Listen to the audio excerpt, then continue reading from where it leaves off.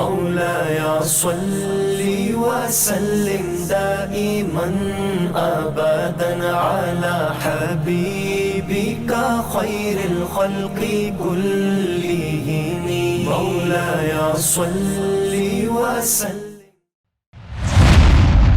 عورت کا مرد سے ہاتھ ملانا کیسا اور عورت کا عورت سے ہاتھ ملانا گلے ملنا کیسا ہے؟ نحمده ونصلي ونسلم على رسوله الكريم اما بعد فاعوذ بالله من الشیطان الرجیم بسم اللہ الرحمن الرحیم. نبی کرم نور مجسم رسول محتشم شاہ بنی آدم محبوب رب العالمین جناب احمد مصطفیٰ محمد مصطفیٰ صلی اللہ علیہ وآلہ وسلم کا فرمان علی شان ہے، تم جہاں بھی ہو مجھ پر درود پاک پڑھو کہ تمہارا درود مجھ تک پہنچتا ہے. ایک مرتبہ حصول برکت اور نصول رحمت کے لیے درود شریف پڑھ لیجئے. اللہم صلی علی سیدنا و مولانا محمد معدن الجود والکرم منبع العلم والحکم وعلى آلہ واصحابہ وبارک وسلم صلاۃ و سلاما علیک یا سیدی یا رسول اللہ صلی اللہ علیہ وآلہ وسلم. معزز سامعین کرام، السلام علیکم ورحمۃ اللہ وبرکاتہ. ایک مرتبہ پھر ہم سلسلہ آپ کے مسائل اور ان کے حل میں شریک ہیں. اللہ جل شانہ کی بارگاہ میں دعا ہے کہ مولا کریم ہمیں حق بات کہنے، اسے سمجھنے، اس پر عمل کرنے اور اسے دوسروں تک پہنچانے کی توفیق عطا فرمائے. ایک سوال کیا گیا ہے کہ عورت کا مرد سے ہاتھ ملانا کیسا ہے، اور عورت کا عورت سے ہاتھ ملانا گلے ملنا اس کے بارے میں شرعی حکم کیا ہے؟ اس کے بارے میں شرعی حکم یہ ہے کہ غیر محرم مرد سے ہاتھ ملانا عورت کے لیے جائز نہیں ہے، چاہے وہ اس کا کتنا ہی قریبی رشتہ دار کیوں نہ ہو. ہاں، اگر وہ غیر محرم مرد اتنا بوڑھا ہے کہ اس سے فتنہ کا کوئی اندیشہ نہیں ہے تو ایسی صورت میں اس سے ہاتھ ملایا جا سکتا ہے. احادیث مبارکہ میں ان لوگوں کے لیے وعیدات کو بیان کیا گیا ہے کہ جو غیر محرم عورتوں سے ہاتھ ملاتے ہیں، ان کو چھوتے ہیں. ایک حدیث مبارکہ میں نبی کریم رؤوف الرحیم علیہ افضل الصلاۃ والتسلیم نے ارشاد فرمایا والیدانی تزنیانی وزناہما البطش، فرمایا کہ ہاتھ بھی زنا کرتے ہیں اور ان کا زنا ممنوع چیز کو پکڑنا ہے. ایک اور حدیث مبارکہ میں نبی کریم صلی اللہ علیہ وآلہ وسلم نے ارشاد فرمایا کہ جس نے خاتون کی ہتھیلی کو بغیر پردے کے چھوا تو قیامت کے دن اس کی ہتھیلی پر آگ کا انگارہ رکھا جائے گا. ایک اور مقام پر نبی کریم صلی اللہ علیہ وآلہ وسلم نے ارشاد فرمایا کہ غیر محرم خاتون کو ہاتھ لگانے سے بہتر ہے کہ مرد سر میں لوہے کی سوئی چبو دی جائے. اور دوسرا یہ پوچھا گیا کہ عورت سے ہاتھ ملانا گلے ملنا اس کے بارے میں شرعی حکم کیا ہے؟ تو اس کے بارے میں شرعی حکم یہ ہے کہ عورت کے ساتھ مصافحہ کرنا، ہاتھ ملانا، گلے ملنا جائز ہے، مگر مرد کا غیر محرم عورت سے مصافحہ کرنا، گلے لگانا ناجائز و حرام ہے. کم قیمت میں ڈالر خرید کر اسے مہنگے داموں میں بیچنا شرعاً کیسا ہے؟ ایک سوال کیا گیا کہ کم قیمت میں ڈالر خرید کر اسے مہنگے داموں بیچنا کیسا ہے، شرعاً جائز ہے یا ناجائز ہے؟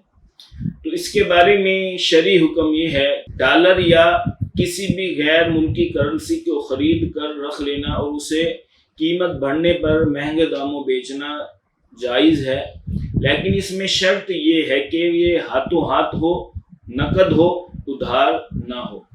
लेकिन अगर डॉलर मार्केट में दस्तयाब ना हो, उसमें कमी आ जाए या उसकी कीमत में रोज़ बरोज़ इजाफा हो रहा है और ये इजाफा फितरती उतार चढ़ाव की वजह से ना हो, बल्कि इस वजह से हो कि लोगों ने डॉलर को स्टॉक कर रखा है और इससे मुल्क को, मिल्लत को, कौम को नुकसान होगा, तो फिर ऐसी सूरत में डॉलर को रोक रखना और उसे महंगे दामों बेचना ये ज़ख़ीरा अंदोज़ी में शुमार होगा कि जो नाजायज़ और हराम है। बहन या बेटी को जायदाद से महरूम कर देना कैसा, और अगर कोई अपनी ज़िंदगी में अपने माल को तकसीम करना चाहे तो इसका तरीक़ा क्या होगा? एक सवाल किया गया कि बहन या बेटी को जायदाद से महरूम कर देना कैसा, और अगर कोई अपनी ज़िंदगी में अपने माल को तकसीम करना चाहे तो इसका तरीक़ाकार क्या है। इसके बारे में शरई हुक्म ये है कि लोगों का अपनी बहन को, अपनी बेटी को विरासत से महरूम कर देना, उनको इसका हिस्सा ना देना नाजायज़, हराम और जहन्नम में ले जाने वाला काम है। नबी करीम सल्लल्लाहु अलैहि वसल्लम ने इसकी वईदात को अहादीस मुबारक में बयान फरमाया। एक हदीस मुबारक में आता है कि नबी करीम सल्लल्लाहु अलैहि वसल्लम ने इरशाद फरमाया कि जिसने किसी की एक बालिश्त ज़मीन पर नाहक जुल्मन कब्ज़ा किया तो क़यामत के दिन 7 ज़मीनों तक तोप बनाकर उसको पहनाया जाएगा। इसके अलावा और भी ऐसी अहादीस मुबारक हैं कि जिसमें नबी करीम सल्लल्लाहु अलैहि वसल्लम ने वईदात को बयान फरमाया है। दूसरा पूछा गया कि अगर कोई अपनी ज़िंदगी में तकसीम करना चाहे तो उसका क्या तरीका है। तो याद रखिएगा कि जायदाद विरास तरका मरने वाले के वफात के बाद तकसीम होता है, लेकिन अगर कोई शख्स अपनी ज़िंदगी में ही अपनी जायदाद को तकसीम करना चाहता है और उसकी माँ बाप हैं, उसकी बीवी हैं, तो उनको अपनी मर्जी का हिस्सा दे दे और बकिया जो बचे वो अपनी औलाद में बराबर बराबर तकसीम कर दे, चाहे वो लड़का हो या लड़की हो। ये ना हो कि किसी को ज़्यादा दे, किसी को कम दे, या लड़के को ज़्यादा दे दे, लड़की को कम दे दे।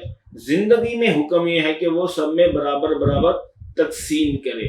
हाँ, अगर किसी को कोई दीनी फजीलत हासिल है और उसको वो ज़्यादा दे रहा है, दूसरों को महरूम नहीं कर रहा, दूसरों को भी दे रहा है, तो ऐसी सूरत में फिर इजाज़त होगी। लेकिन अगर सब बराबर हैं, किसी में कोई दीनी फजीलत नहीं है, तो फिर हुक्म ये है कि सब में बराबर बराबर तकसीम किया जाए, किसी को भी ज़्यादा या कम ना दिया जाए। एक हदीस मुबारक है कि हज़रत नुमान बिन बशीर फरमाते हैं कि वो मेरे वालिद मुझे नबी करीम सल्लल्लाहु अलैहि वसल्लम के पास लेकर आए, तो नबी करीम सल्लल्लाहु अलैहि वसल्लम से उन्होंने अर्ज की कि मैंने अपने इस बेटे को एक गुलाम तोहफे में दिया है, हिबा किया है। तो नबी करीम सल्लल्लाहु अलैहि वसल्लम ने इरशाद फरमाया कि क्या तुमने अपनी तमाम औलाद को इसी की मिसल दिया है। तो वो फरमाते हैं कि मैंने अर्ज की नहीं। तो नबी करीम सल्लल्लाहु अलैहि वसल्लम ने इरशाद फरमाया इसे वापस ले लो। और एक और रिवायत में आता है कि फरमाया क्या तुम्हें ये बात पसंद है कि तुम्हारी औलाद तुम्हारे साथ भलाई में बराबर हो। तो इरशाद फरमाया क्यों नहीं। तो नबी करीम सल्लल्लाहु अलैहि वसल्लम ने इरशाद फरमाया फिर ऐसा ना करो, यानी औलाद में बराबर बराबर तकसीम किया जाए, किसी को महरूम ना किया जाए। अगर कोई अपना तमाम माल अल्लाह की राह में सदका कर दे, हालांकि उसके वरसा भी मौजूद हों, तो इसके बारे में क्या हुक्म है, और कितना माल اللہ کی راہ میں صدقہ کرنا چاہیے؟ ایک سوال یہ کیا گیا ہے کہ اگر کوئی اپنا تمام مال اللہ تعالیٰ کی راہ میں صدقہ کر دے، حالانکہ اس کے ورثاء بھی موجود ہوں، تو اس کے بارے میں کیا حکم ہے اور کتنا مال اللہ تبارک و تعالیٰ کی راہ میں صدقہ کرنا چاہیے؟ تو اس کے بارے میں شرعی حکم یہ ہے کہ اگر کوئی اپنا مال اللہ تبارک و تعالیٰ کی راہ میں صدقہ کرنا چاہتا ہے اور اس کے ورثاء بھی پیچھے موجود ہیں، تو اس کے لیے حکم یہ ہے کہ وہ اپنے مال میں سے 1/3 مال اللہ تبارک و تعالیٰ کی راہ میں صدقہ کر دے، تمام مال کو صدقہ نہ کرے۔ اور اس کی وجہ یہ بیان کی گئی ہے کہ اگر وہ اپنا تمام مال اللہ کی راہ میں اگر صدقہ کر دے گا تو اس کے پیچھے اس کے ورثاء ہیں، وہ موجود ہیں، ان کو پریشانی آ جائے گی، بعد میں تکلیف کا ان کو سامنا کرنا پڑے گا، لوگوں کے آگے ہاتھ پھیلانا پڑ سکتا ہے۔ تو اس لیے شریعت مطہرہ نے اس کو حکم دیا ہے کہ وہ 1/3 مال تک اللہ تعالیٰ کی راہ میں صدقہ کرے، بقیہ اپنی اولاد، اپنے ورثاء کے لیے چھوڑ کر جائے۔ اور اس طرح کا مفہوم حدیث مبارکہ سے بھی ملتا ہے۔ سنن ابو داؤد شریف میں حضرت امام ابو داؤد رحمۃ اللہ تعالی علیہ ایک حدیث مبارکہ لے کر آئے کہ ایک صحابی نبی کریم صلی اللہ علیہ وآلہ وسلم کے پاس آئے اور کہنے لگے، یا رسول اللہ، میں اللہ تبارک و تعالیٰ کی راہ میں صدقہ کرنا چاہتا ہوں، کتنا اپنا مال صدقہ کروں؟ تمام مال اللہ تعالیٰ کی راہ میں صدقہ کر دوں؟ تو نبی کریم صلی اللہ علیہ وآلہ وسلم نے ارشاد فرمایا، نہیں۔ انہوں نے پھر عرض کیا، رسول اللہ، کیا میں آدھا مال اللہ تعالیٰ کی راہ میں صدقہ کر دوں؟ فرمایا نہیں۔ تو پھر وہ صحابی کہتے ہیں، میں نے عرض کیا، رسول اللہ، کیا میں 1/3 مال اللہ کی راہ میں صدقہ کر دوں؟ تو نبی کریم صلی اللہ علیہ وآلہ وسلم نے ارشاد فرمایا، ہاں، 1/3 مال صدقہ کرنا یہ تمہارے لیے بہتر ہے، اس بات سے کہ تم سب مال اللہ کی راہ میں صدقہ کر دو اور پیچھے تمہاری اولاد ہو، وہ لوگوں کے آگے سوال کرے، ہاتھ پھیلائے۔ تو فرمایا اس سے بہتر یہ ہے کہ تم 1/3 مال کو اللہ تعالیٰ کی راہ میں صدقہ کرو۔ تو اس سے پتہ چلا کہ اگر کوئی اپنا مال زندگی میں صدقہ کرنا چاہتا ہے تو وہ 1/3 مال تک اللہ تعالیٰ کی راہ میں صدقہ کر دے، تمام مال کو اللہ کی راہ میں صدقہ نہ کرے، تاکہ اس کے بعد والے جو ورثاء ہیں ان کو پریشانی کا سامنا نہ کرنا پڑے۔ عورت کے لیے ناخن پالش لگانا کیسا ہے اور مصنوعی ناخن لگانا کیسا ہے؟ ایک سوال کیا گیا کہ عورت کے لیے ناخن پالش لگانا کیسا ہے اور اسی طرح مصنوعی ناخن لگانا کیسا ہے۔ اس کے بارے میں شرعی حکم یہ ہے کہ ناخن پر ناخن پالش لگانا جائز ہے، لیکن ایسی ناخن پالش لگائی جائے جو ممنوع اشیاء سے تیار نہ کی گئی ہو، اور ایسی ناخن پالش بھی نہ لگائی جائے کہ جس کے اتارنے میں کافی وقت لگے، اس کی اتارنے میں کافی دقت پیش آئے، کیونکہ تہہ دار پالش لگے رہنے کی صورت میں وضو اور غسل نہیں ہوگا۔ اسی طرح مصنوعی ناخن لگانا بھی جائز ہے، مگر وضو اور غسل کے لیے اس کو اتار لینا چاہیے۔ واللہ اعلم بالصواب۔